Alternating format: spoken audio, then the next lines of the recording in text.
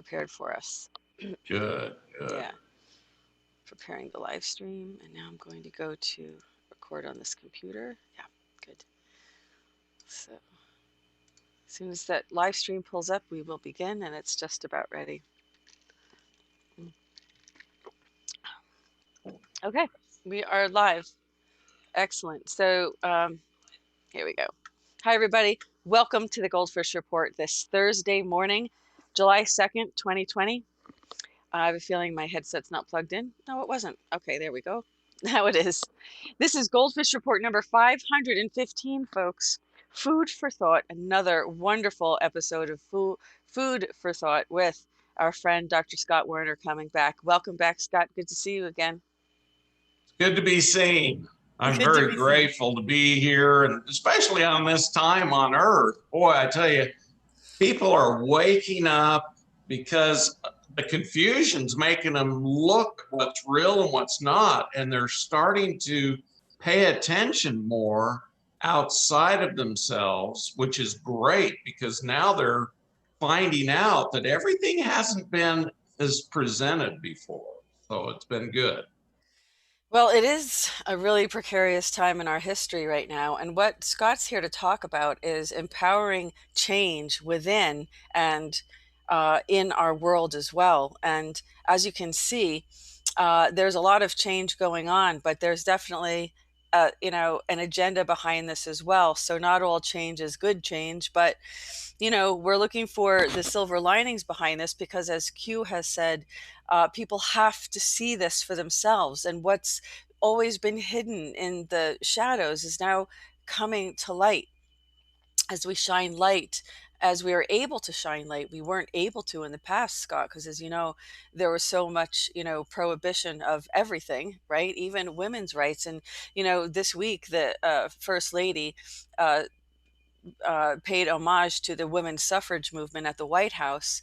And, if it wasn't for that, those courageous women who decided to take matters into their own hand to stop having these barbaric abortions in the back alleys of wherever they could go to have their own medical needs addressed. And you're the perfect person to talk to about that, being an OBGYN. But how barbaric it used to be. And the problem was, in those days, you were expected to submit to your husband, and we're not talking about how they're using abortion today, but we're talking about how it was used previously, mostly, and it was within married relationships, and you're expected to submit to your husband, and then if your husband doesn't want the pregnancy or financial burden, then the wife was absolutely expected to terminate that pregnancy. And back then, there was very few options for birth control. And a lot of it sometimes was even out of reach and unaffordable. But many women suffered and struggled, and many died as a result of these barbaric procedures. And because there was a law, the Supreme Court sadly overturned in Louisiana a ruling that would require that anyone who performed these procedures, for whatever the reason was, that they be licensed and staffed at a hospital, for good reason, in case there was a life-threatening issue that would arise. But that was turned down by the Supreme Court. So that was a big issue today, this week, in the White House. But we are talking about empowering change, and there has always been these for lack of a better expression, birth pains, right? These labor pains. Whenever we go into whenever we embrace change, or we try to embrace change, and then there's this resistance to change, and that's what we're seeing today, Scott. Isn't that right? We're seeing this resistance to the inevitable change that humanity is making right now into the positive direction. And I think a lot of people, there's a lot of confusion, Scott, I think, but I think that, I know that we, at least in the GoldFish Report, try to be to hold steady. We try to get our sea legs and try to offer them to everybody else too, because we are in rocky waters right now, rough waters, and we need it now more than ever to have someone holding that light, shining wisdom, and helping us, helping us have, a goal to aim towards and some direction. And that's what I'm really excited about talking about today, Scott. Good, because that's what we're going to talk about. And, my job is to present methods and means of obtaining cohesion with all the human soul. In other words, we as human beings have a collective power that is unstoppable. And if we're not using that collective power, others can have power over us and use our power to create what they want. And so, what we who are awakened need to do is get more cohesive, more decisive in what we truly desire to create. Because right now, we're in fear and chaos.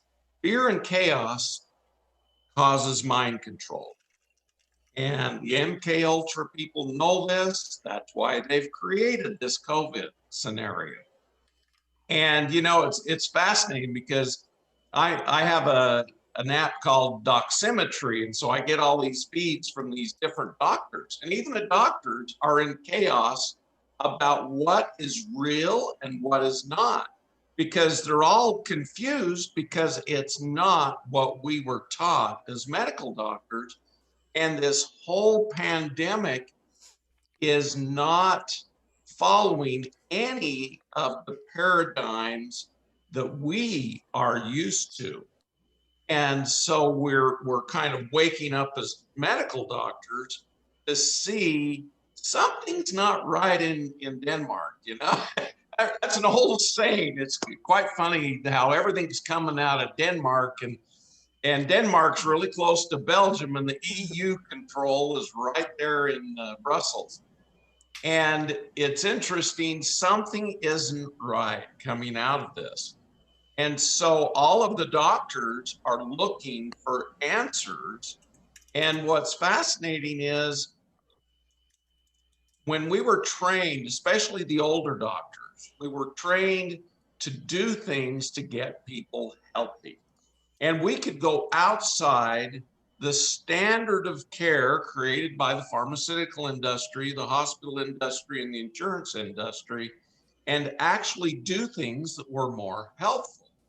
Whereas now we have to follow the standard of care, and that standard of care makes no sense whatsoever, but the doctors follow it because of fear of losing their license, losing their hospital status, losing their livelihood.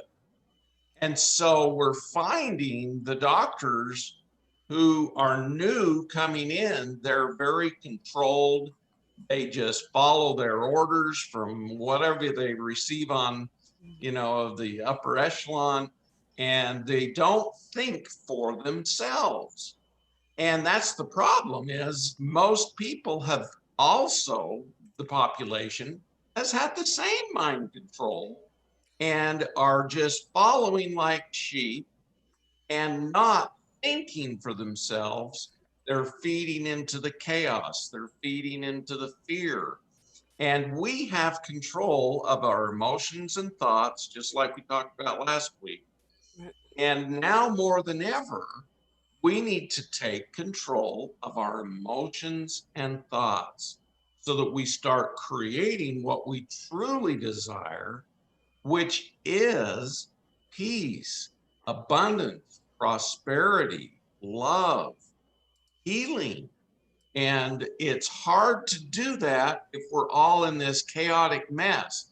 A lot of us are watching what's being revealed, and truthfully, I'm meeting people who go, "Oh, that couldn't have been happening. That isn't going on." And it's interesting because they keep getting hit with more and more coming out. And when it does, they're like going, "Oh my gosh, there's so much evidence. Maybe this really was happening." And so we are starting to wake up as humanity. but it's a very slow process because of our mind control. We haven't been, using our own free will, our sovereignty. We've actually given that up to others. And we give up our sovereignty, we give up our own control of what goes on, and we give it to others.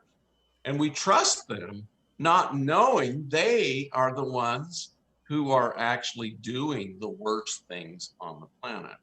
And so, what we need to do is wake up and start creating what we truly desire. And a lot of people, they've been so mind controlled, they don't know what they truly desire. And so I'm going to present some stuff today to help you. And Vicki did a very interesting thing. She actually went in and created a personal weekly accountability chart. And we sent that to you, Louisa. Maybe you could bring that up because I'm going to talk a little bit about that. Oh, Do you have uh, it? I didn't see it. No, I Oh, don't have oh, it. well, heaven's sakes. What it is, I made a weekly accountability for getting yourself healthy from St. Germain. And, just email us, we'll send it to you. But Vicki made a personal weekly accountability to help you improve your emotions, your visualization, your declarations, your action steps. Because until we decide what we need to take action on, you can't even make your action steps. And what did I do great today? What can I improve? Now, the primary intention, we all need to become congruent as humans because we are creators.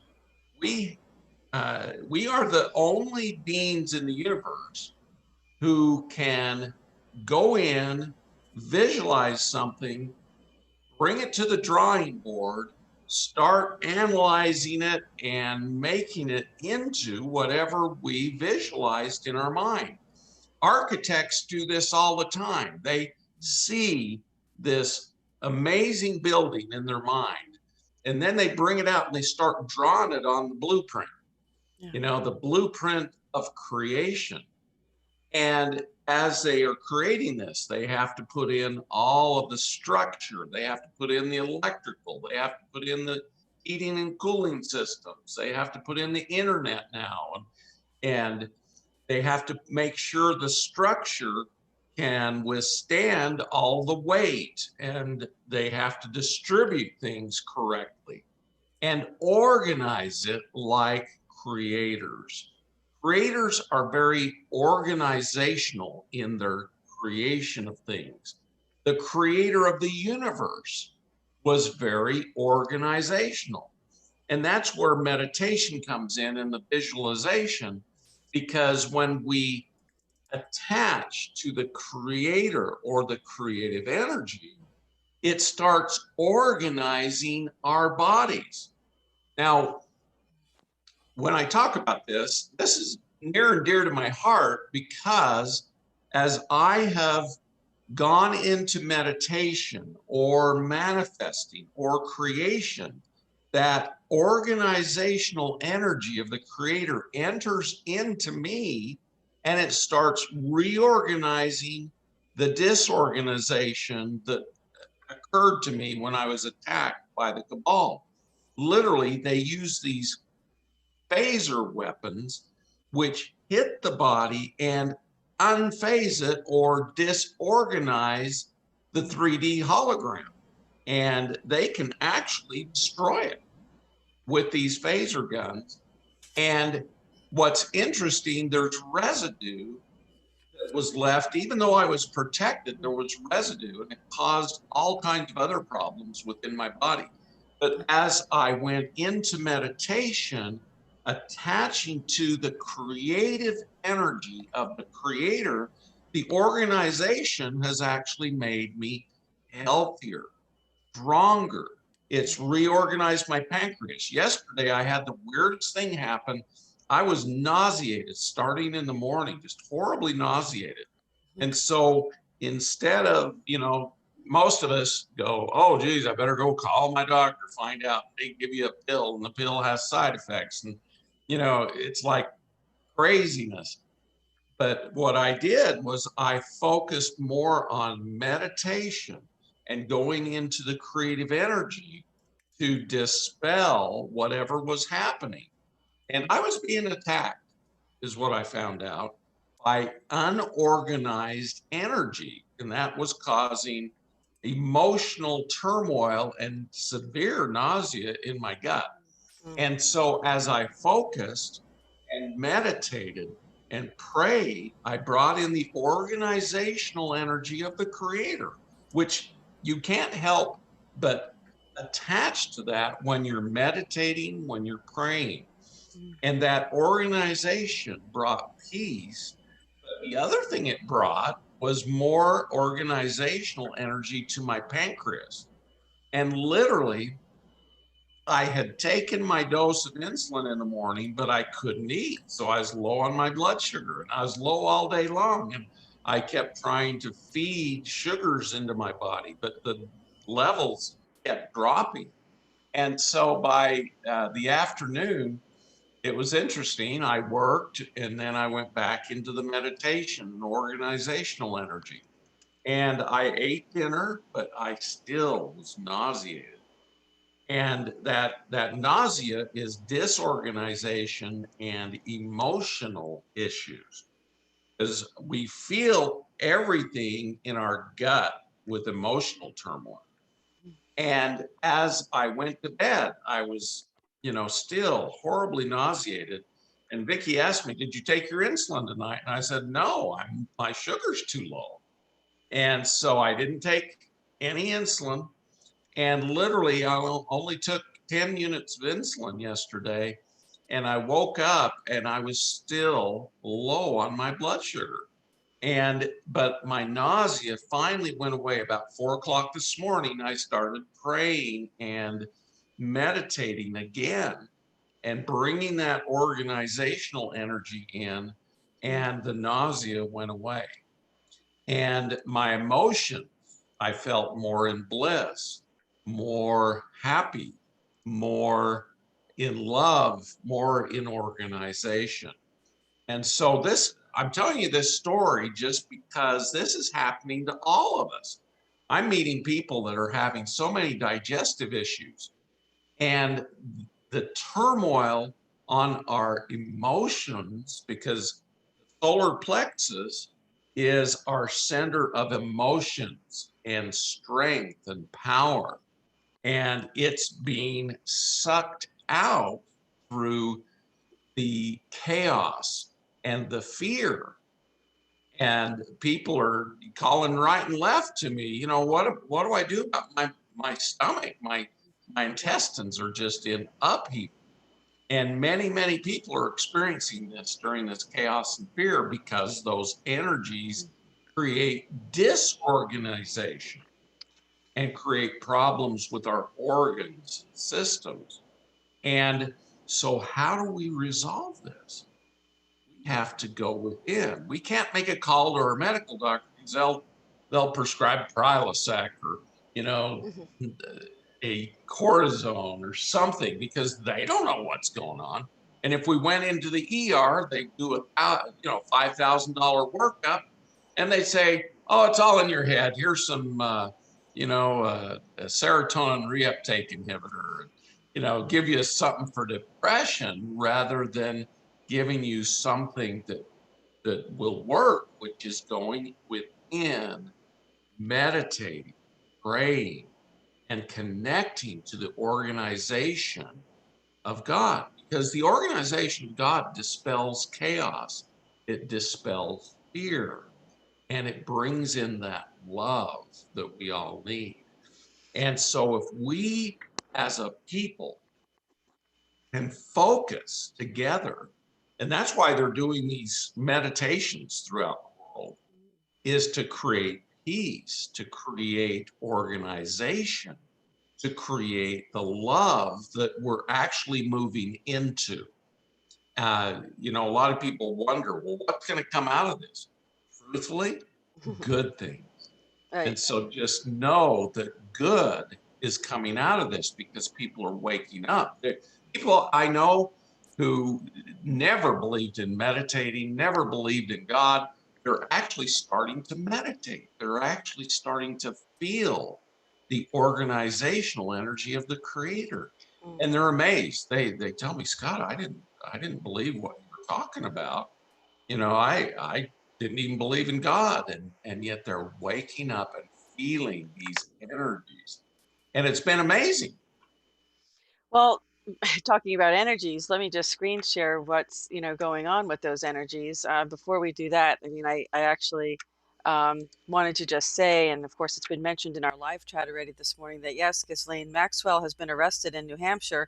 This is the former girlfriend of Jeffrey Epstein, who used to procure young children for him on his uh, Epstein Island, has been arrested by the FBI. So, but that is huge news today. Huge, because these are the changes. The changes, the energies are, and let me just show you the energies today. Okay, this is the Schumann frequency today. We are in The Schumann yeah, resonance. the resonance. Let me show you. We're in complete whiteout right now. See this? Complete Yes. white band. This is all week. I mean, we used to see these once in a while, they'd spike. It's almost every single day now we're getting this whiteout. But this we're experiencing in this very moment is complete whiteout. Complete whiteout so far. Interesting. So you're right, Scott. The energies are here to support us in this. And It's sometimes very hard because there's so much chaos going on around us. It's very hard. And I mean, I'm guilty of working in the media. I mean, you just get burnt out because you have to have a balance. You just have to, or you just get so burnt out from it. And that has definitely been happening to me. And I know it. I'm aware of it. It's not like I'm not aware of it. It's just very little I can do to change it right now. But I have to force myself to go ground and to stay away from uh, my media company that I spent so many years and so much hard work to build. It's very hard. It's my baby, but yes, it has to take the back burner sometimes, and I have to put more time into myself. But we have to do it. We have to, it's a matter of discipline, right, Scott? And you're talking about this chart, and I like the idea of you saying, what did I do great today, and what can I improve? And that's wonderful because that in and of itself, that statement right there is saying, okay, I did something, I made one step, just one step closer to the change I want to make. Instead of expecting yourself to just change overnight or expecting some miracle change, you realize change is a stepping process, right? And so at least you took one step, and this statement, exemplifies that, right? And what can I improve? So, the statement wasn't, how do I reach my goal? You just say, how do I improve? Because, we're a work in progress, right? Yes. Yeah. And when we went to Joe Dispenza's event in Dubai, I mean, the timing was perfect. We Yeah. went on this meditative journey with Joe Dispenza to Dubai. And literally, Dubai was this amazing place. I was a little bit, in fear of going there because, the unknown, because I'd never been there before. But it was this most amazing place that was built from money out of the sands of this, peninsula there in the Arabian Peninsula. And it was quite fascinating because every day we meditated. And I had some amazing things happen. I mean, miraculous things happened during my meditations. But what I noticed was the congruence of all these people meditating together created a frequency, a very high, elevated love frequency. And everybody in the room fell in love with each other. It was so interesting. And it wasn't a sexual thing, it was a pure love for each other. And our consciousness became congruent. And you could see it. I see energy, and I could see the room get congruent.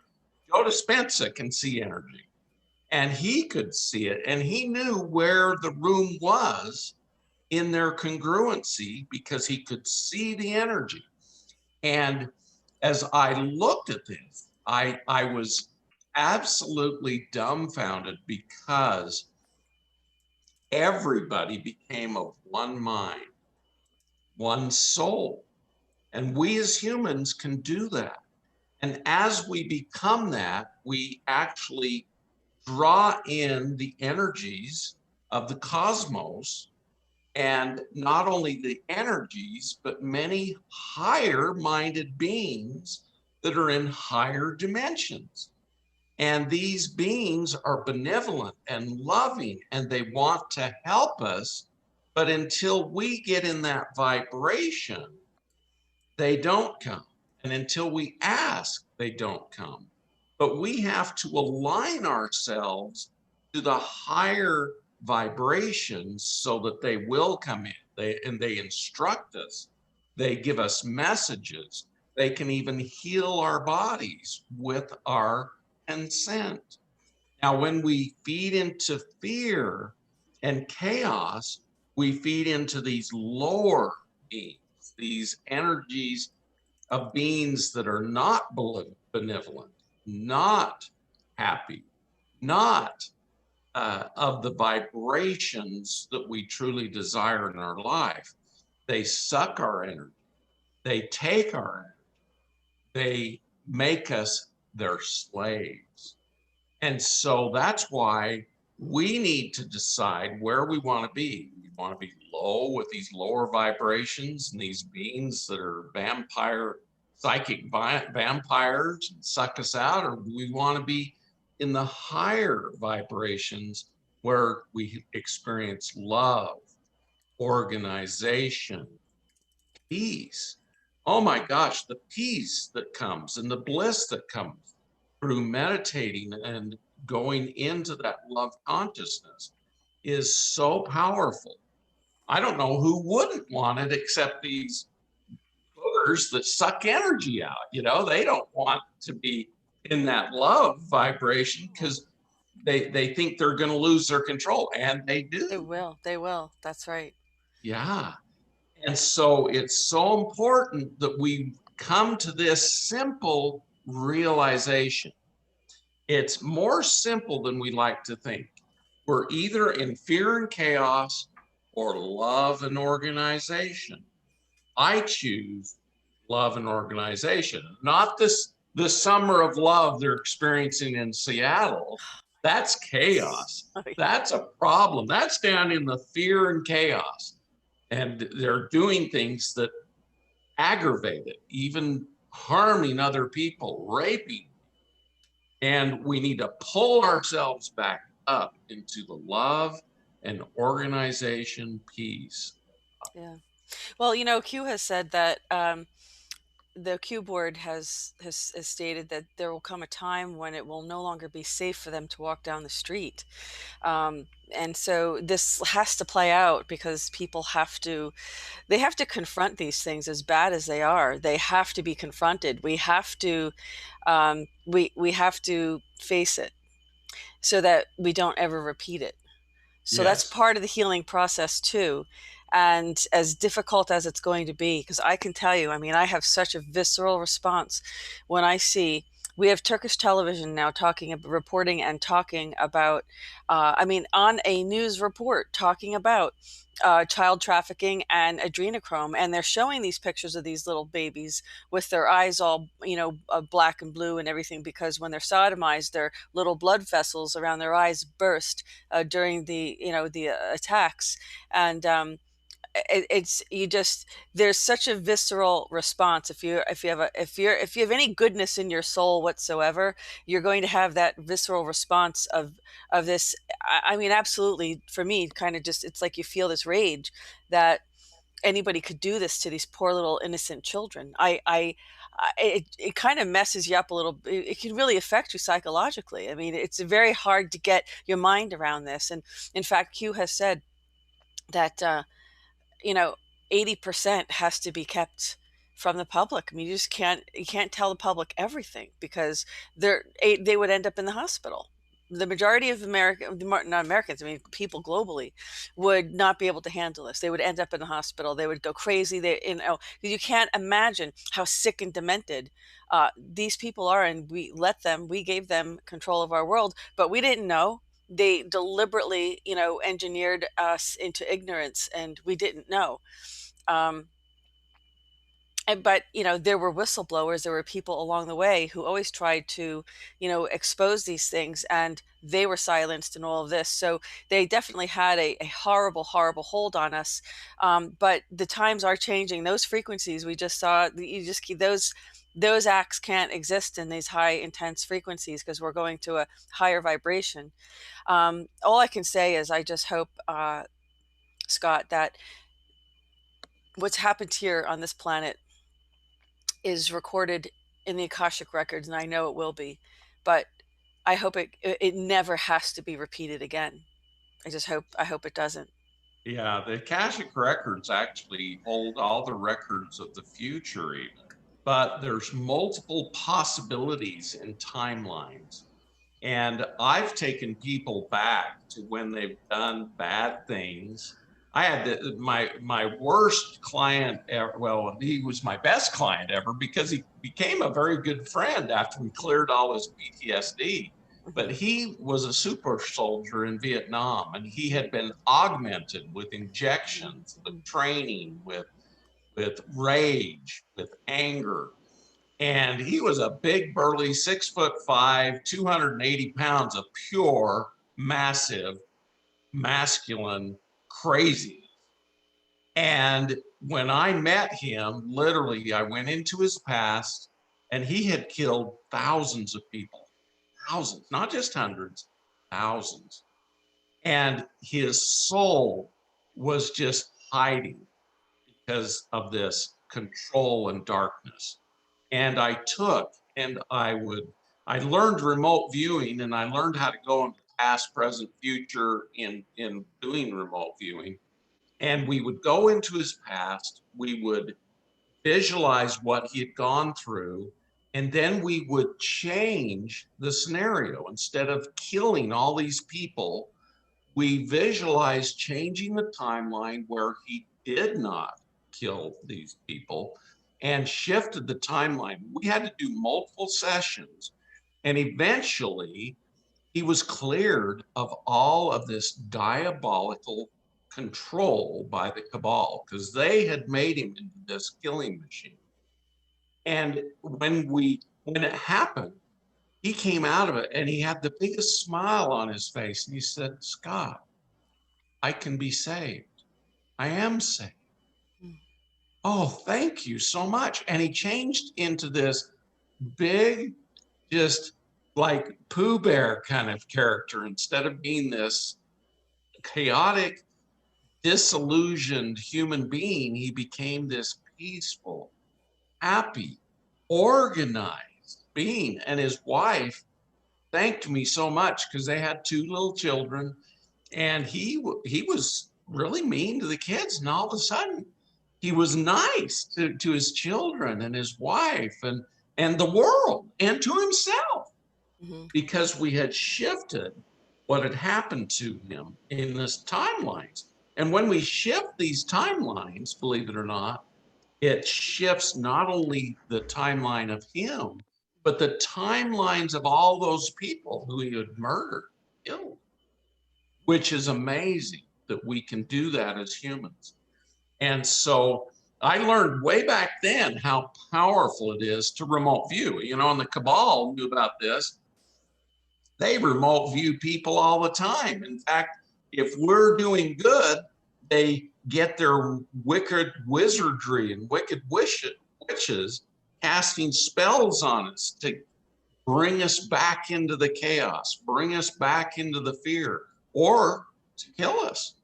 And it was really, I love this story about fairies, because me and my dog, back in about 2005, were out walking, and my dog and we stopped at this place by a park, and we were both needing to pee, so we started peeing, and this orb appeared in front of me about the size of a basketball, It was whitish, kind of cloudy, and then it cleared out, and there was this blue fairy inside of this orb. And the fairy said, "Thank you." And I said, "Thank you for what?" And the fairy said, "Thank you for wanting to clean up the earth. Thank you for being a good person trying to heal humanity." I mean, this was 15 years ago. And I said, "Oh, I'm just trying to do my part." And the fairy said, "There's going to be a man coming in to your office that has spells cast upon him to stop him from doing what he's supposed to do. And we want you to purchase some books so that you can learn about the witch's spells and be able to know how to undo or dispel these spells." And I said, "Okay, what books are they?" And she told me the names of these books and where to get them off Yulwin.com. And so I went there, I purchased the books and started reading them and learning about these different things. And it was quite fascinating to me because I didn't know anything about this stuff, but I must have had some past lives with it because I understood the spells and I understood how to undo them by reversing them. Well, a month later, after I'd read all three of these books, I was walking my dog again, and three orbs appeared. One had the blue fairy, one had a pink fairy dressed in pink, and one had a guy fairy dressed in brown. You know, you hear about these stories on Disney movies and stuff, but it was weird how I experienced this. And the second time I was more prepared, and she said, "Thank you for reading those books." And I said, "You're welcome." He said, "He's coming in next week." And I was like, "Okay, this is cool." And she says, "Remember, we'll be with you to help you get rid of these spells and incantations. So be sure to call us in." And so, call in the fairies. And so the next week, our realty friend who had sold us our house, he came in with this big burly guy by the name of Kirk Bradley. And Kirk, I swear, he looked like a super soldier, and I asked him that he served in the military, and he said no, but You sure you can use his name? yes. Oh, Okay. absolutely. I'm I've sure had you his wouldn't have. permission, Okay. and he's in Colorado, and he's building. Well, I'll get to that in a minute. No problem. But No problem. anyway, he had this cocoon of spells and incantations around him. And so I unwound all of these things and I undid them and got rid of them. And as I did this, you could see his auric field just starting to glow and be happy because he was miserable. He was ready to commit suicide. He was so despondent and feeling so confined and in chaos and just bound up. And as we freed him, he came out of it and he said, "Oh, thank you for doing that for me. I had no idea, and I let him know what I was doing even as I was dispelling the incantations and spells." And it was fascinating because he said to me, "I can see more clearly, what I need to do. I need to clean water and clean up the oceans." And I said, "Yes, that is what you're supposed to start doing."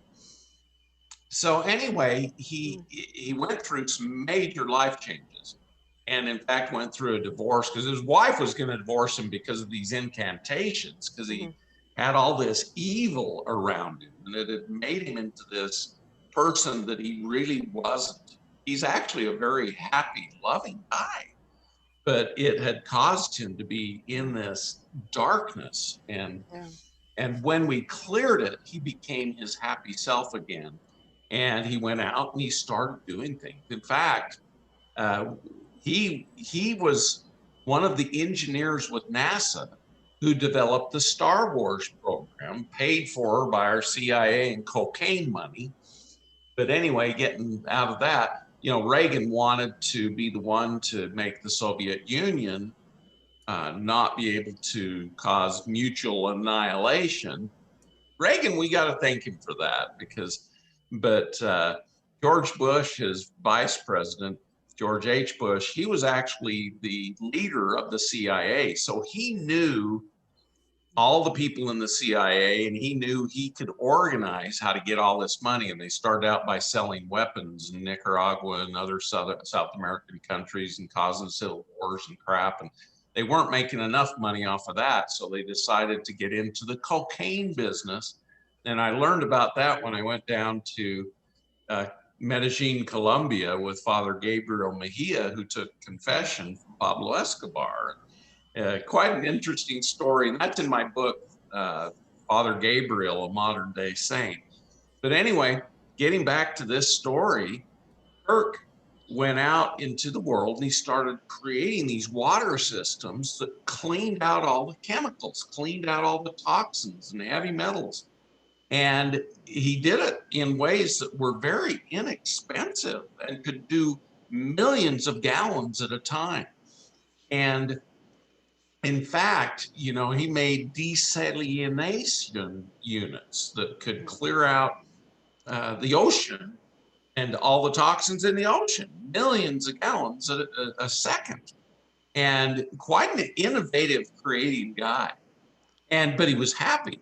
But then they started hitting him again. In fact, they recruited him as a contractor for the military and had him start creating closed systems that could create purified water for our troops in Afghanistan and Iraq. And he did this, and he was out checking one of his systems in Afghanistan, and the Al-Qaeda started firing mortars at him. And these mortars were, they were taught to zigzag and run back to the base. And he was running back, and he raised his hands up as he was zigzagging. He says, "Why has this happened to me, God? Why?" And he heard a voice say, "Go see Dr. Werner." And so he brought this big bag of shrapnel in and pounded it on my table and told me the story. And he said, "What's my purpose?" And I said, "Kirk, you're not doing what you're supposed to. You're not supposed to help all the people causing the wars and contentions. You're supposed to help the entire planet." And so it was really interesting. I said, "You know exactly what you're supposed to be doing. Stop doing what you're doing and go back to what you're actually supposed to do." And so I saw him a couple of years later, and I went in and I gave him a blessing. And through that blessing, Saint Germain's energy entered into him, and he started seeing an angel called Zaphkiel. And Zaphkiel started instructing him about making free energy devices and creating them in a way that the satellites can't see their signature and have the black ops come in and take them away. Now, I was told by Saint Germain to talk about this today because we have free energy devices, but the government comes and seizes them. Now, what government? The evil government. Now that we've got a good government, we need to have President Trump take and remove the black ops from confiscating these beautiful creations that Tesla started creating them. And I actually used one of Tesla's drawings and architectural designs to create one myself. And I was ready to turn it on. And St. Germain says, "Don't turn that on. They'll probably come get you as well as the device." And so I didn't turn it on, but Kirk started making these, and he asked me, "What should I design them with?" Because I keep seeing DNA. And I said, "Make them like the 24-strand DNA, because DNA brings energy into our bodies from the scalar forces." And he was like, "Oh, I know exactly what to do," because Zaphkiel showed me this, but I couldn't really understand why he was showing me DNA. And so he started making these devices. And a week later, Saint Germain started appearing to him and telling him what things to create. And he started creating ascension temples and devising these things. And so, we have help when we get out of the chaos and fear, out of the control of the cabal, and move into the love, creation, organization. We can start creating amazing things that not only assist us, but assist all of humanity. And that's where we're headed. All of us, through meditation, prayer, asking questions from beings who are in the peace, in the God energy of love. In John, in the New Testament, right at the beginning, it says, God is love, and God is nothing but love. And it's because of God's love that he created this earth and this solar system and this universe was created. And so we got to get into this organizational love. And we will start to become the creators that we truly are. We'll start creating peace. We'll start creating abundance, devices, buildings, all kinds of things. And there's people in this love, and they've already started creating these things, but they got held up with what they call the RV. They weren't getting the monies they wanted to create these processes and these programs, these things they wanted to do. And so they stopped. And that was the device of the cabal. They wanted to discourage them, not keep them going, but discourage them. And some of them were even put in jail for unknown reasons. And these people are creators, they're architects, they're scientists, they are construction people, they are people who want to save children, they're people who are counselors, they're people who want to change the world for good. And they were stopped with these energies of the cabal because they could see their lights shining out, and they had these wizards and witchcraft causing them to become chaotic and in fear and encapsulated spells. And so our job is to remove all this with the love of God through our minds, through our thoughts of love and creation. And this will dispel all the chaos, all the problems created by other humans creating things that are not good. And even the problems with the children. I mean, if they can affect the children, they've enslaved somebody for their whole life. And that's why it's so important to free these children.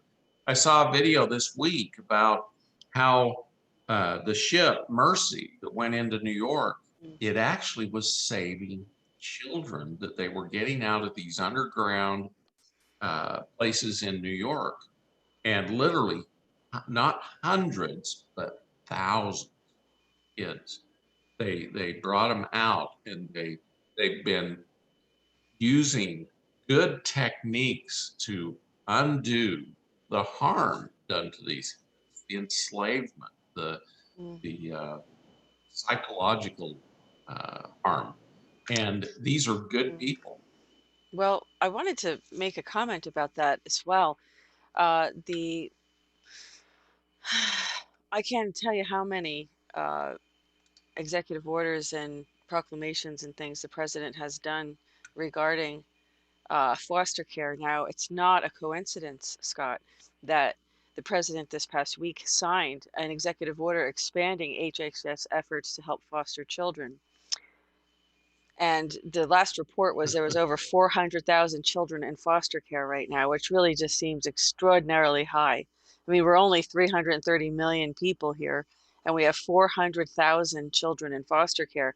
So isn't it interesting that once these children get, have been treated, I did, report on that as well. To some extent they are unconfirmed reports, but there's other people who seem to have more valid evidence of that. But again, it's not a coincidence that the president has signed an executive order directing the Health and Human Services Department to further assist foster children with what the department says are bipartisan measures particularly needed during the coronavirus pandemic. So, in a sense, this coronavirus was a cover for so many things, so many Yes. things. And I know they're never going to officially, and this is what a lot of people have a hard time understanding this, but that they're never going to officially acknowledge this until way after the fact, because this would violate some, laws or or rules or policy of some kind. Just like the Q movement, the president's never going to acknowledge Q until after the fact, and maybe he'll never acknowledge Q because. Um, there could be national security issues at stake there because Q does drop intel. But quite honestly, I mean, there's a lot of things that people knew already, but there's a lot of things a lot of people didn't know. And so let me just see. We have President Trump is taking action on strengthening. Oh, yeah, this is huge. I mean, this is a lot. Actually, I should go right to the page, June 24th. President Trump is taking action to strengthen America's child welfare system. Um, Promote permanency for children in the foster care system, among other changes. The order seeks to increase partnerships between public, private, and faith-based and community organizations to help keep families together. And when that is not possible, to find children forever families. This is tough, Yes. Scott. It improves the resources available to both caregivers and children, including by increasing the accessibility of trauma-informed training. Now, that's not a coincidence, Scott. Trauma-informed training, right? Yep. These children that are reportedly rescued, if these reports are accurate, these are so severely traumatized. It's unbelievable. It's just unbelievable how much healing Yeah. these poor children need to do. Some of the pictures that Vicky and I saw, Yeah. the kids were in cages stacked upon each other Mm. and deep upon each other. These children in cages, Yeah. just like dogs. And the mistreatment, the enslavement, the mind control, the fear instilled in these children, you can just see it in their eyes. And I don't want to dwell on this because Yes. this is the dark side. This is the fear. This is the chaos. This is the control. And we want to focus on bringing light and love to these children and change the timeline with these children. I need to Yeah. train more people how to change the timeline. And it's very simple. Mm. You go in and you view it. You have to trust that your mind can go Hmm. to that place that started it and know that you can cause a change in the timeline. And Joe Dispenza's teaching. He has you go to the void and change your own timeline. Create a new reality within your timeline, a better reality. And it's the same training that remote viewers receive. And you go into that place and create a new scenario where that child is happy. It's in a happy family where it is loved and taken good care of instead of being abused and coerced and put into fear and it's blood drawn and all this crap they do to these kids. Hmm. It got so evil in the end, they were even taking and surgically removing their faces. And oh, I don't even want to talk about this, Well, but that's what's on the Weiner laptop, the Anthony Weiner laptop, reportedly. yeah, it had a picture of Hillary putting a face of one of these little kids on her face. It was, so diabolical that Yeah. just you're as a human being, you can't conceive the Yeah. evil that somebody would do that, why they would do that. I No, can't. it was reported, Scott, you probably recall, it was reported that that these NYPD police officers needed psychological counseling after viewing what was on that laptop. That Oh, they were that psychologically disturbed, emotionally and psychologically, yeah, they probably particularly by, voted for Hillary. jeez. Yeah, And but they're when they probably saw, going, what the hell? no, I do have a still image from the video. That, I mean, that image has been circulating now, and Yeah. it's un it's unthinkable. Unbelievably diabolical, It's unthinkable, Satanistic to the max. unimaginable. And you know, so there's suddenly this 400,000 children, right? We knew that who's going to step up to the plate, who's got the heart and the All soul of us, to step up to the plate to be a foster parent to these us children. that are awakened, we need to, back in 2012, there was 300,000 people on the planet woke up enough that we could go through the ascension.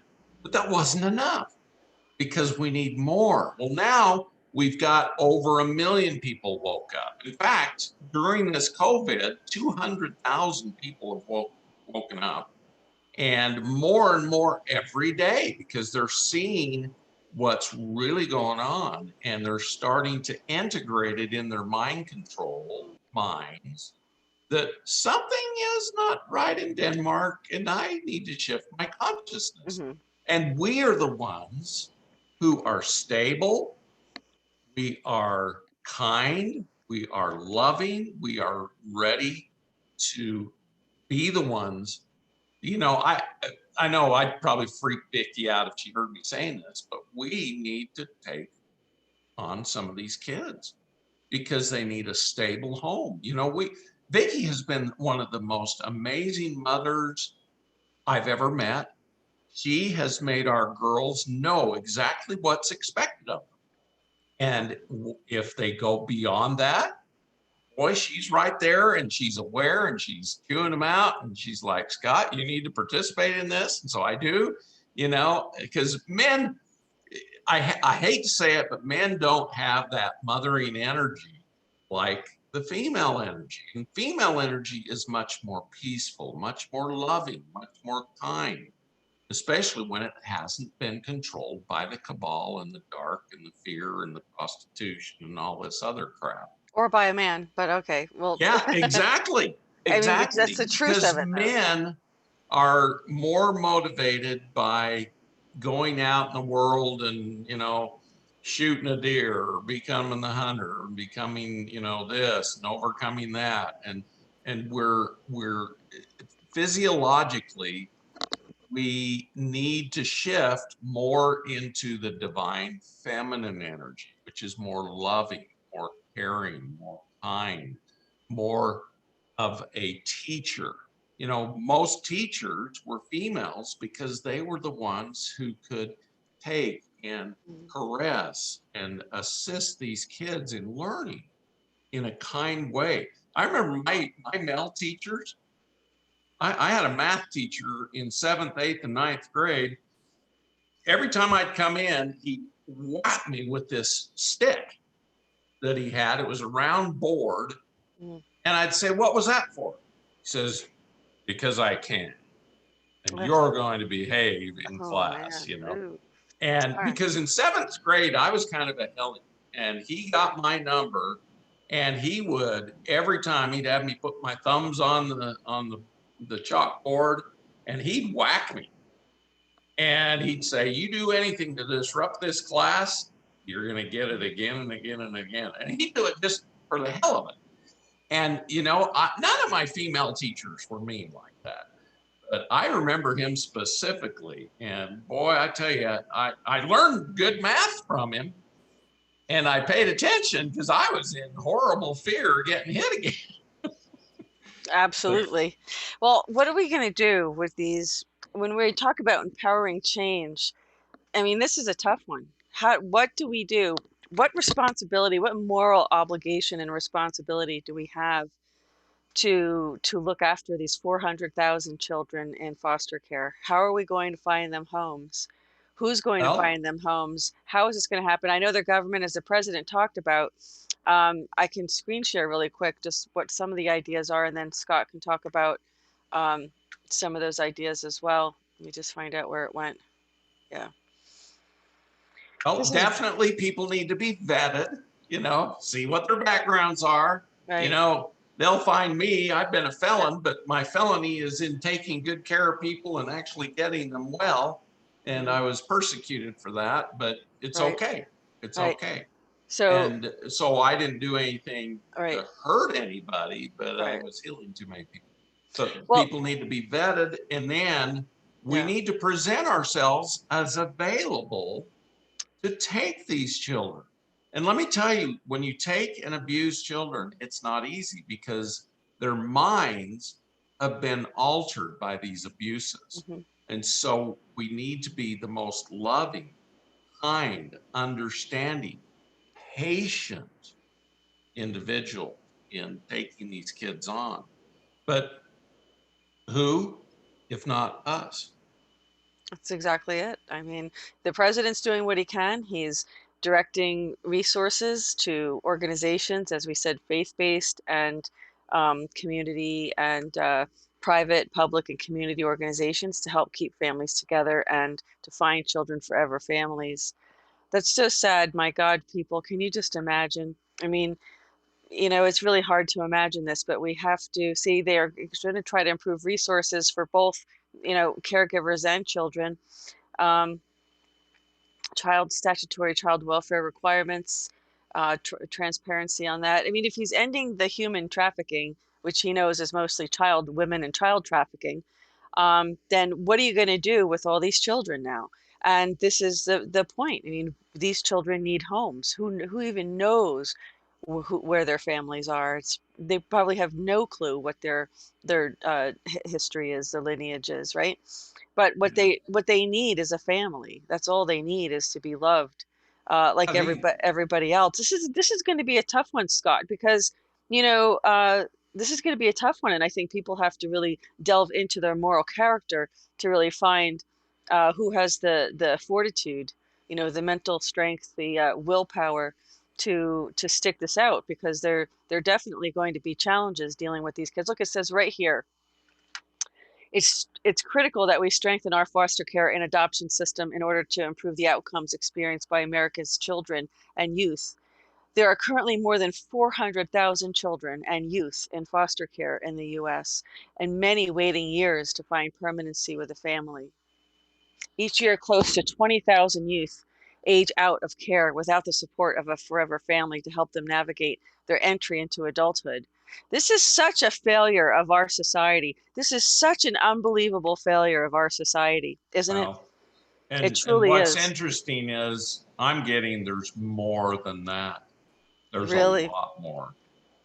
And we waking up people, Mm, we need to not only be creators of love and light and creation, but we need to take these children with us and bring them into light and love and mhm. creation. And you look at this particular problem, this is diabolical because Mhm. the children are the future. That's And it. the cabal has been creating these Mhm. enslaved, messed up kids to go out and perpetuate what they started. And we need to undo the spell they've cast on all these children Mhm. and bring them back into the love of God, the light of God, the creation, the organization. Because we can, as we learn this, because we've been put in the chaos too, believe it or not. We've been put in the fear and the chaos and the disorganization. We need to bring ourselves out of that. I mean, I look at this group in Seattle, they have Yeah. no clue what they're creating. Right. They just are anarchists. They think they want to go into the chaos, and then Mhm. out of the chaos will come something good. No, that's not how you do it. Yeah. You have to go into creation to create good things. And love helps you create the best. And so, through our love and organization, our meditation, our taking on these children Mm. and teaching them as we are learning ourselves, believe it or not, we as adults, There's billions of us need to come out of the darkness and into the light so that we understand this creative process, and we can do it with our children and with all of the ones who have been so in chaos and fear and enslaved. And these children, these orphan children, are the ones. They're the ones, and believe it or not, I keep getting the message. Their souls are hiding and they need to come back into the light. And who better to Mm. do it than the people who are woken up to the light? That's us. Yeah, no, that's absolutely true. We have to have our own come to Jesus moment and realize that you're absolutely right, Scott. These children are our future. 400,000, at least, and you're saying there's more, and there probably are, probably likely more Well, than that's that. just in the United States. Think about Right, the whole world. right. In Europe, Hmm. there was a lot of this crap going on in Europe Yeah, and in Asia.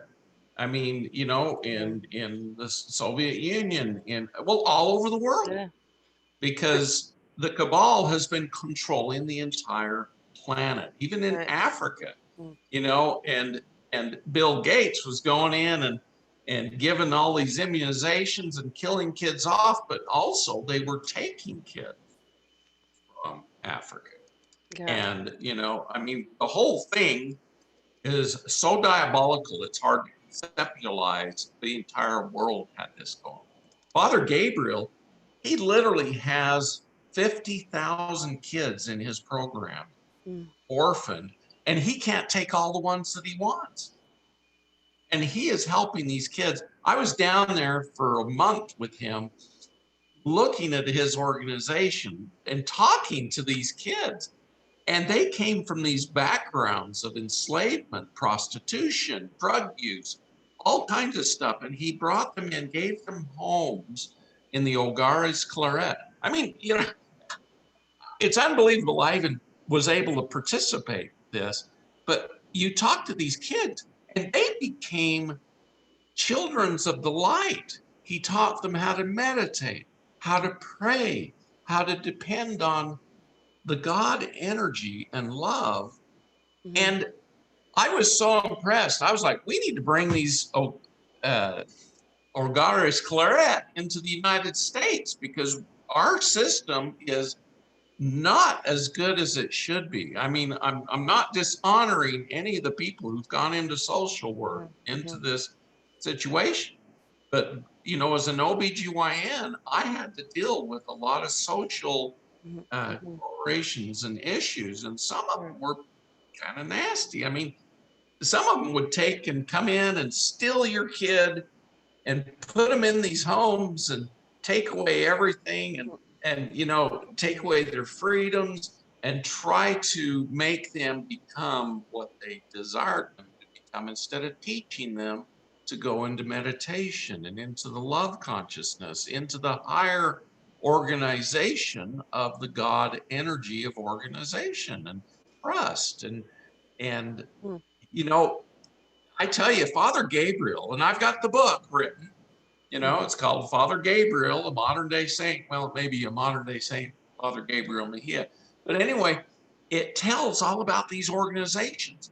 And let me tell you, he created a beautiful, peaceful, loving environment that these kids become loving, creative. I mean, it's so amazing what he has done. And I will forever be grateful for being able to go down there and meet these kids. He's got organizations in Colombia, in Peru, in Ecuador, Panama, mhm. Guatemala, Mhm. all these countries. And he's Yeah. bringing all of these orphans, and most of them are from our Mhm. cocaine wards Right. created by our CIA. I know Yeah. they're probably going to attack me again today, Yeah. but Let me I'll just have make to a put up my protection. put it up. Yeah, exactly. And we have a comment in here talking about how can they believe this? Is there evidence of all of this? And I just screen shared um, a news release from the White House about just take a look. I mean, the president here is saying there's 400,000 children and youth in foster care. Well, where do they all come from? I mean, these aren't all, just, children whose, you know, were only children, whose parents were only children, and they died and left them with nobody. I mean, that's not who these kids represent, probably.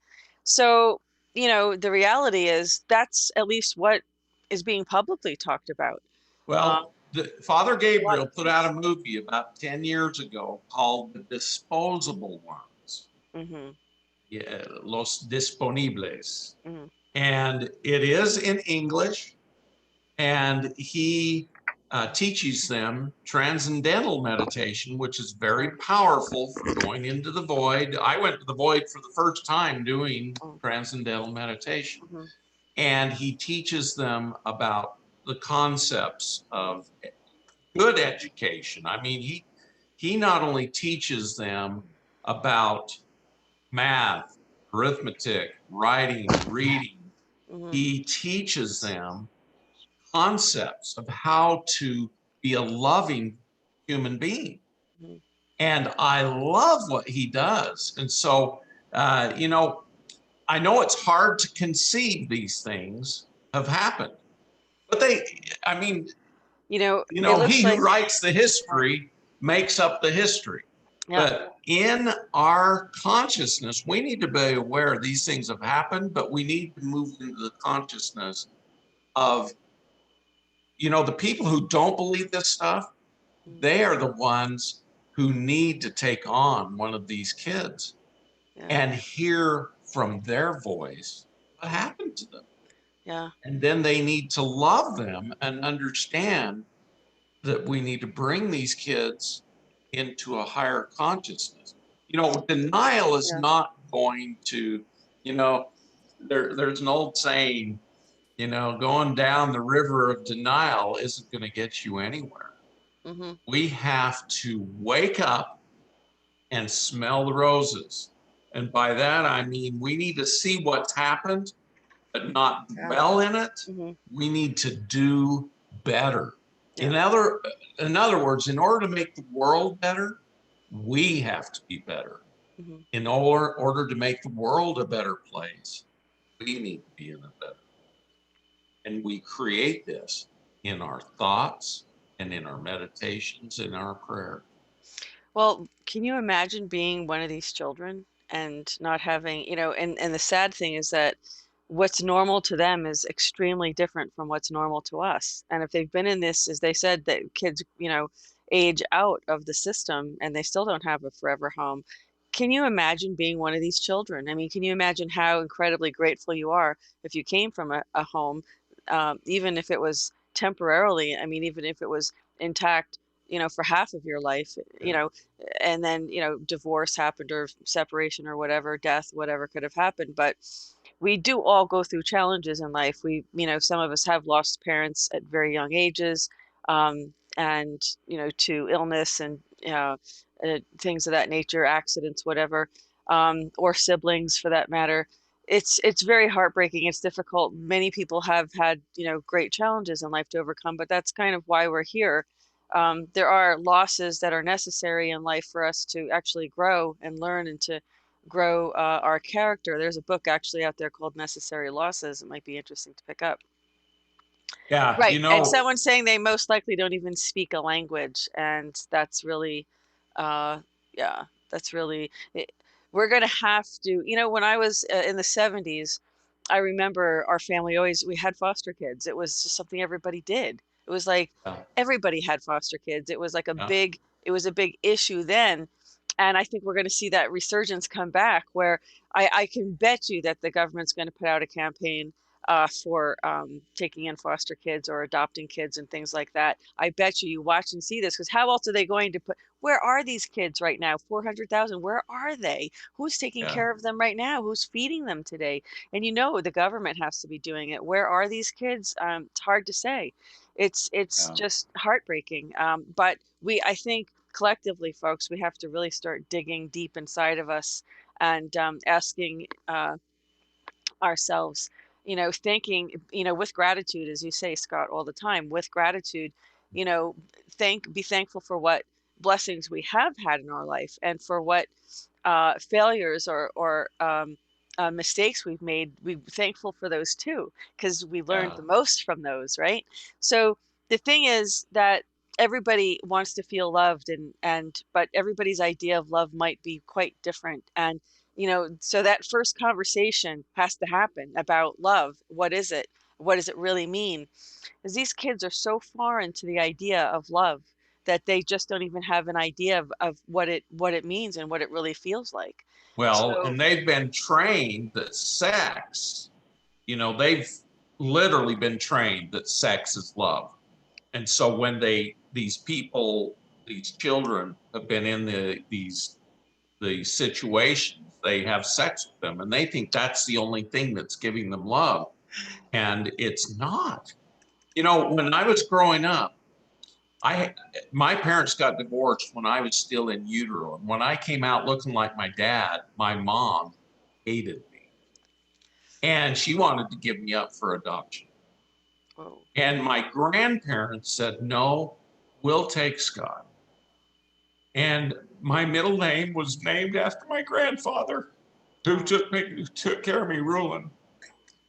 And they took me in. I remember sleeping, living at my grandparents' house most of the time. And I'd only see my mom here and there because she did not want to look at me. And my grandma was so loving, so kind. She taught me how to work. She taught me how to go out in her garden. And she taught me how to weed, the garden and her rose garden and all kinds of stuff. I was kind of her little slave, but she always gave me something in exchange for what I did.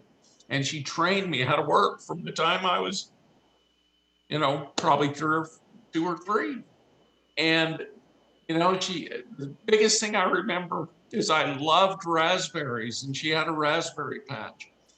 And she would say, okay, you've done such a good job. Go out and eat as many raspberries as you want. And I'd go out and I'd eat those raspberries until I was sick. And she had this apple tree that was, these beautiful Granny Smith apples. And my uncle had built a tree house in this tree. And I remember going up there, and my grandma would give me some salt, and we'd go up and eat these green apples and put a little salt on it. And it was my happy moments. And Aw. my grandma gave me all this instruction of how to work and how to enjoy the fruits of my labor. And so, just as a little kid, and I remember my grandma always called me her good and faithful servant. And, my grandparents were my foster parents. Mm. So, they created a good person by being who they were, and they helped me become who I am. And so, all of us need to take on our responsibility to become foster parents, to become these people who can bring this next generation out of this slavery, out of the fear, out of the chaos, teach them what real love is, teach them what real organization is, teach us how to get into meditation and prayer and create good things. Because we're learning this. Believe me, I didn't always know about this. I mean, I was trained to pray when I was a kid, and I would pray all the time because of my grandparents, and I would thank them for teaching me these things, being kind to me and loving. My mom knew the right thing. Finally, when she remarried to a very good man, an engineer, we moved out of my grandma's and down into a home down in Cedar City. And my stepfather was the best father I could have asked for. He was kind, he was loving, he was giving. I never heard I love you from either one of my parents, but I knew I was taken care of. And it created an environment where I was able to do well in school, do well in sports, do well in music, and they even let me have a rock band at the house. And we were noisy, I'm and sure. and yet Wow. they allowed me to be creative, to do the things like that. And everything that I did growing up has helped me be the person I am today. And we all go through this, but if I hadn't been allowed to have direction, have the love, instilled by my grandparents, I could have been something awful. Who knows? Scott, So you're I'm so very amazing. grateful. You're so amazing. I mean, you never cease to amaze me because you're so vulnerable and you allow people to see that because it's real, and there's so many people who can identify with what you're saying and they're feeling it too, but they, might be, stifling that vulnerability and not able to express it. And it's really that's look, I mean, I've never shed a tear on Goldfish Report yet, but I know that you've done it several Oh times. man, I I know I Winston always has. remember. I remember Because the let me tell you, scripture.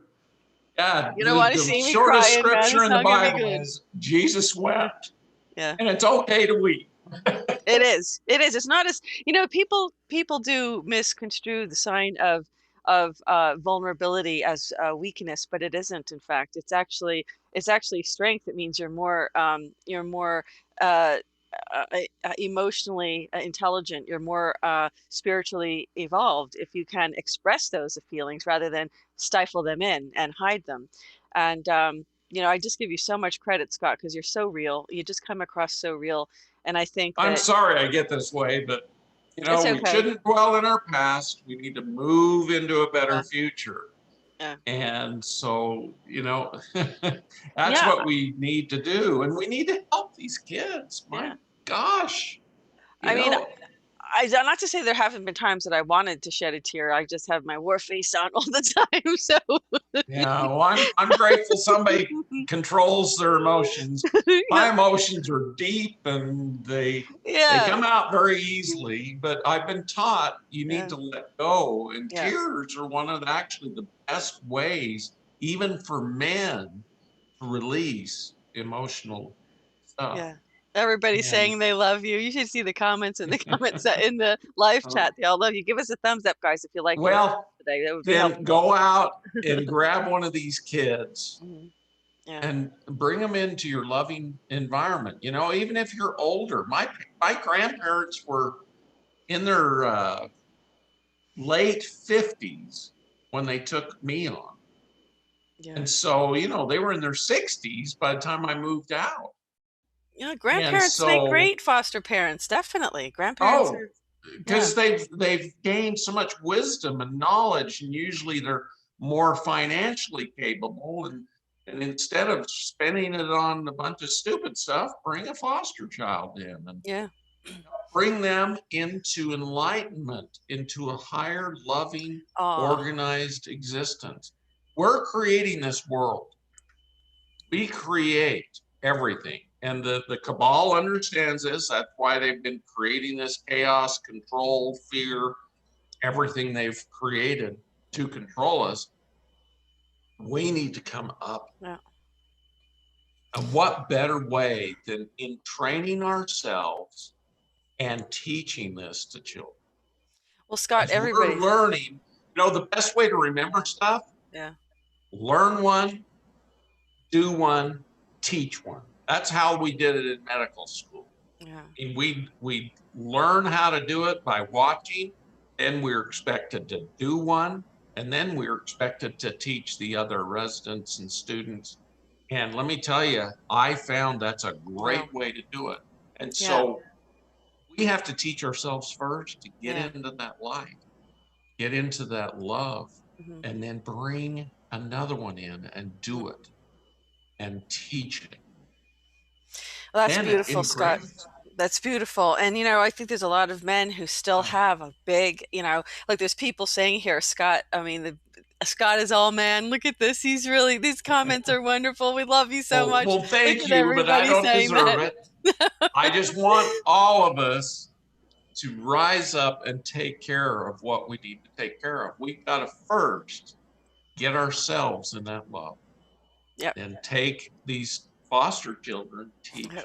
and start Yeah. teaching them Mhm. to come out of the the awful stuff they've been through.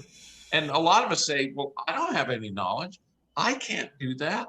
Oh crap. Yeah. We Yeah. can do what we do to ourselves. And believe me, you know, the reason Vicki and I became mentors is because St. Germain said, look, you need to get out there and start teaching people who are going to teach about the ascension. If Yeah. you don't do it, who's going to do it? And Right. I'm like, well, I need to know everything. And he says, Scott, I'll teach you. Yeah. And he has. Yeah. St. Germain has come through and taught me. And I did a mentoring for mentors, you know, and helping teach people how to start their own Yeah. mentoring Right.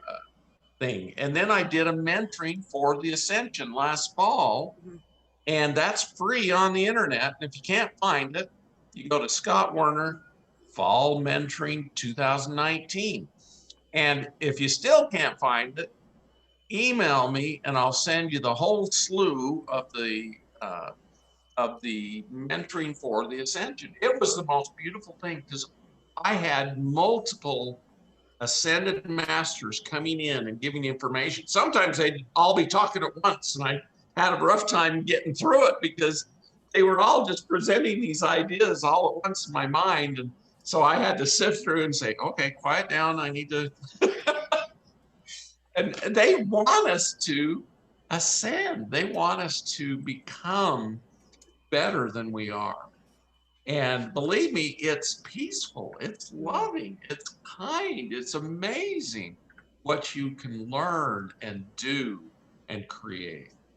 Well, if you want, I'm going to go looking into more on the policy side of this. I'm going to dig into this issue because I think there is nothing more important than taking care of our children and making sure that that uh, you know we do what we can to help find homes for these kids, and find out what some people may say. Well, they have financial limitations. There probably will be support help available for that, but we need stable homes for this, folks. We can't just like take in kids if we don't have a stable home ourselves. So there's some people who may not be in a good position to do that, and maybe there could be help to provide for that. We all really should have a home for ourselves. So, then we can, when we have a stable home, then we can bring a child into that home Yes. and help them. So just know, if you have questions about that, I'm probably going to do a special report just on the foster kid population, and what it is that we need to get out there to inform people on how to go about adoptions. But as well as most people, Scott, as an OBGYN, the rate of infertility, thanks to all of the estrogen disruptors and all of the food that we're eating, and all of the um, other causes of other GMOs and other things like that, which are causing infertility. Not to eliminate the fact that these cell phones are causing infertility as well, and all these other things. There's lots of children. There's lots of childless couples, and so there's definitely the hope that they'll embrace the adoption process and take on some of these challenges. And you really have to, I think we'll try to focus a future report on that, Scott, if we can, Oh, because that'd be great. That'd be great. we Yeah, definitely I've need got a to. lot of info in my brain already stirring. I had a feeling, I had a feeling that, Scott. That's why I kind of am pushing this topic, because it was in the news this week. It's a big topic. It's an important topic, and it's something that now we have to confront as a society. Don't Yeah. we can't keep saying it's not my problem. Somebody else will do it. We have to do whatever we can, even if somebody else takes the responsibility of being a foster parent. They still need a break. So you could always be a big brother or sister to a foster child as well, who Oh, has absolutely. been placed, because that family is going to need a support system to handle these kids. And sometimes, as it's always the case, you have children, whether you give birth to them or you adopt them, right? You're going to have kids that there's going to be some things you don't want to talk to your parents about. You're going to want somebody else to talk about it too. And so there's definitely many ways that we can get involved in helping foster kids. Even, and it could be a big brother big sister relationship for many years, and with the and maybe you can change that into transition that into an adoption or something like that. But the thing is making those emotional bonds, whatever label you want to call it. You need to make those bonds of trust, because that's what it's all about. These kids, the biggest problem they're going to have is trust. And that is just really the biggest problem most people have, because of pain, of previous emotional pains, disappointments, betrayals, abuse, you name it. So the trust issue, is difficult. Maybe we can focus another report, Scott, on the issue of trust just alone, because that's kind of something that a lot of people get hung up on. It means relationships get ruined. People go in Yeah. in you know in uh as you get older, it's harder to have relationships because everybody's been burnt, right? So Yeah. bad.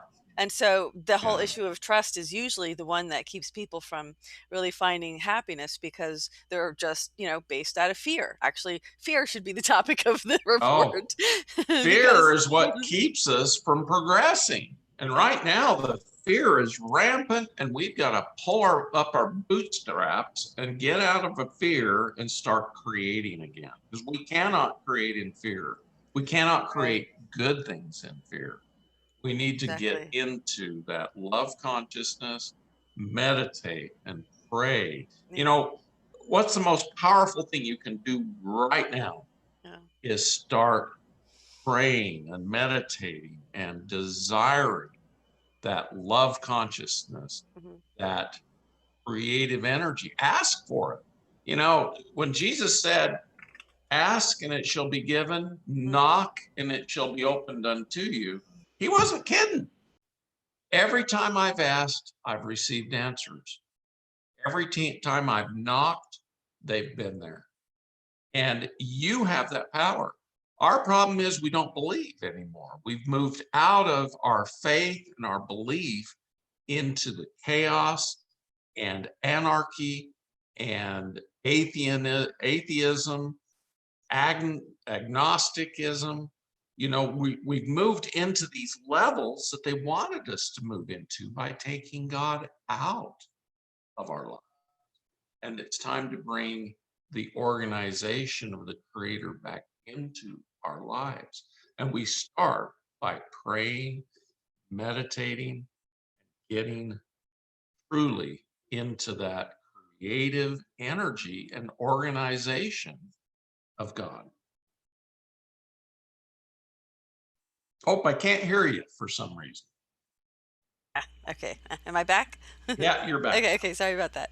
Yeah, we have seen this before, where we have mobilized to take in families and take in foster kids. We did this through the 70s, and we'll do it again. Unfortunately, we're going to have to, that we find ourselves not having Yeah. learned, to avoid this. But we, like I said, we don't know the circumstances of all these kids.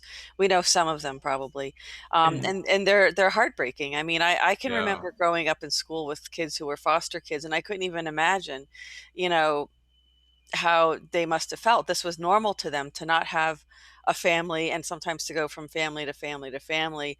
Especially, it gets harder and harder to adopt a child like that, because they come in with challenges. So you have to be willing, you have to know up front there's going to be challenges, and you have to, be willing to embrace that child, because obviously, they need the help. And all you have to do is imagine yourself being one of those children, and wanting Oh, so Lord. desperately to have a family and a place to go, Yeah.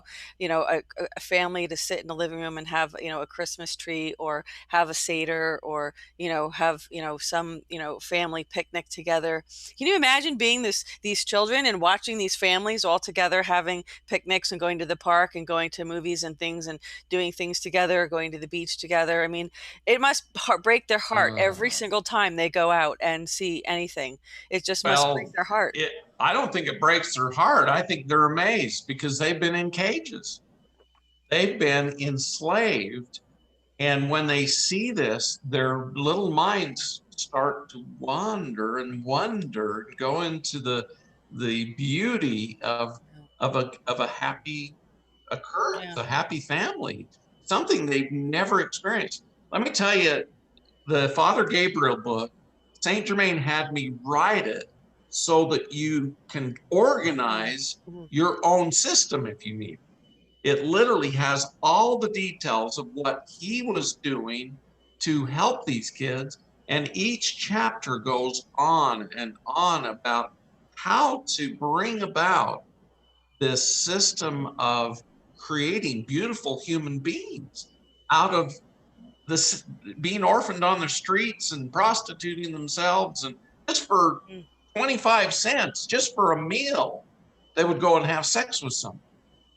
And I mean, oh my gosh, just thinking about that, Yeah. it made me cry when I was down there. But seeing them come out of that Mhm. and becoming these beautiful, constructive, productive human beings, Mm. it enlightened me and made me feel so happy. So if you want to read a great story, get that Father Gabriel book. It's on Mm. Amazon, and maybe I'll make it cheaper.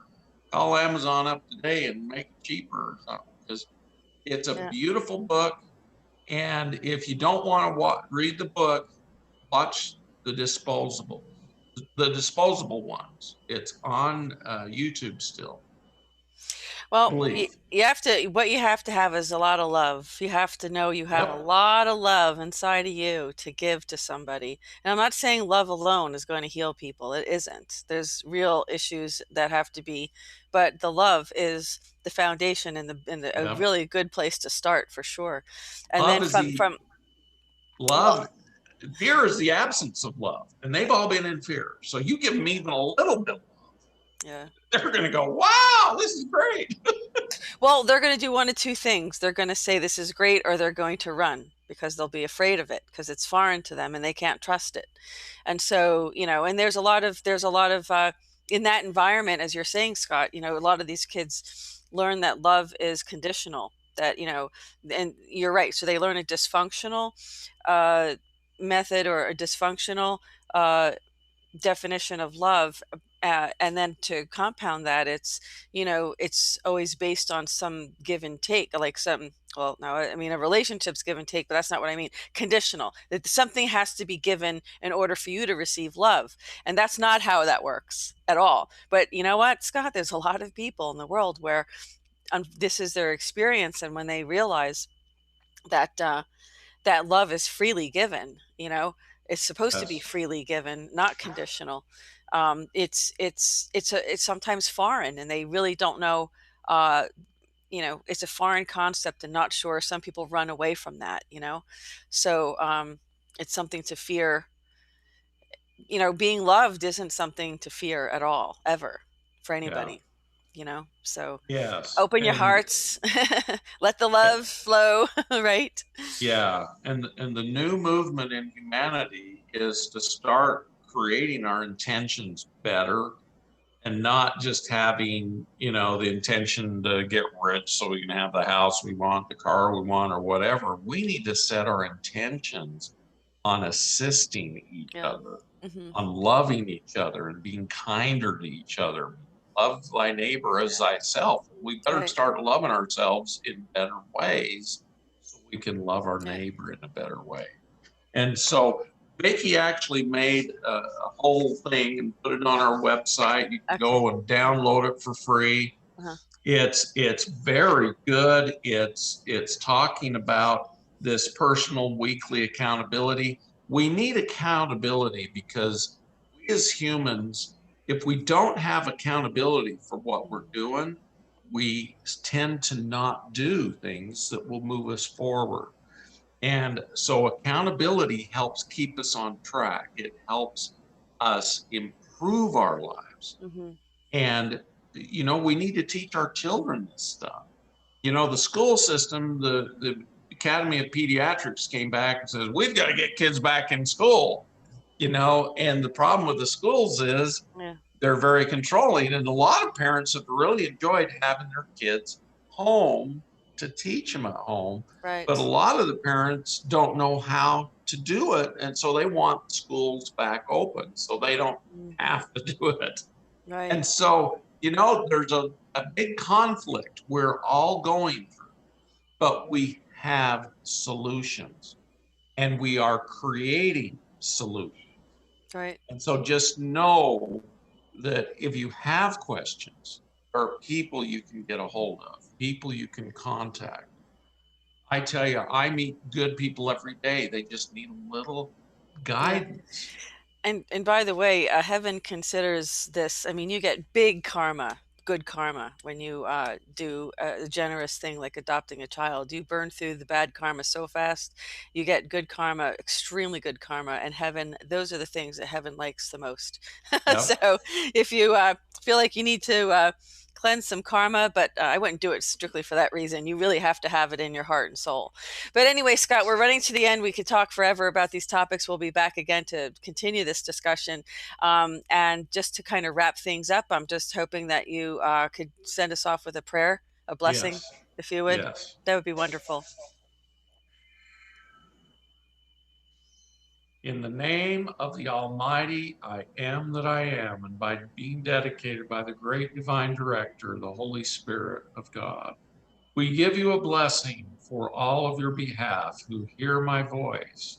We bless you that you will come into the love of God, that the creativity and organizational energy of that love will enter into your body and soul and give you peace, give you calm, give you tranquility, give you ecstasy, bliss, and more creative energy. We bless you that your minds will ponder the things we've talked about, that you will take the things we've talked about and integrate them into your consciousness and ask, what can I do? And you will receive an answer. We bless you that you will take that answer and start using it and make it be your statement that I am a loving human being that takes care of unloved human beings, Mm. or do whatever you feel comfortable with. But we need to, as awakened humans, we need to jump in with both feet and assist all these orphan children, all these damaged children. And we know that they are hiding. They are the ones in need of more help than others. And by helping them, you will create a happier future for the entire world and for these children. We bless you all that you will empower yourselves and know that you are the ones who came to do this. And know that you are the ones who will help save the planet and save humanity. We bless you with the strength to enter in and do the work. We bless you that we can teach you and entrain you in this knowledge and in the wisdom and benefits of love and creative energy. We bless you that you will, if you have questions, ask and it will be given. Knock and the doors will be opened for you by the Ascended One. We seal this blessing upon you and do it in the name of the Almighty. I am that I am, creator of the universe. So, So be it. woo! So be it. Thank you, Scott. Oh, God That was bless you all. wonderful. Thank you Thank for you. watching today Wonderful and program. make good choices, people. Good choices. Yeah, we'll be back. We'll do it. We'll be following up on this issue because we definitely want to, um, see what we can do to assist this process. That's a lot of kids. That's a lot of people in our future. And I can tell you, I already know some of those kids are going to go to really good homes somewhere, and they're going to be really important people in our future. and we just need to have the right nurturing environment. That's really what we need, is that nurturing environment, because there's a purpose for those kids. Some of those kids have real important jobs that they came here to do, and they need that nurturing, loving support. So we'll stay on top of this, folks. Scott's been really, it's been wonderful. It's been quite a pleasure, and want to thank all of our viewers and all of the viewers in our live chat for all your wonderful comments. They just love you, Scott. You should see Scott can't Well, see the message board, but you'll see it afterwards. I love you all too, and God bless you, and move into that energy of creation, and let's take care of these children. They Yeah. need us more than anybody because we are the ones who are woke up. Yeah. You know, I have to keep saying, I have to keep going back to Michael Jackson and looking to all of his songs. Children are our future, heal the world. We are the children, all of this. And, he really had it right. And, it is about the children. And, we have to, as we talked about in previous reports, we have to heal that inner child within us, Yep. because that's who we're dealing with now. We're dealing with those children who are going to grow up to be, adults with these inner child wounds. So we can heal them now. And so it's not going to be so hard for them in their future. So we'll do what we can. So thanks, Scott. Have a great weekend. Have a safe and happy 4th of July. Happy 4th of July to everybody. Let's Uh, get our country back. oh, yeah, let's do it. Supposed to be an interesting celebration this weekend at Mount Rushmore. It should be interesting. Of course, the big news today was Ghislaine Maxwell was arrested today in New Hampshire, the cohort and child procurer for Jeffrey Epstein. And so that's the big news. So let's keep watching where this is going. I think we're in for a lot of surprises now, folks. Buckle up. It's going to be a little bit more bumpy before we get, before it's over. So have a great weekend, Scott. Thank you so much. Thank you. So Bye everyone, bye. have a great weekend, and this concludes this edition of the GoldFish Report.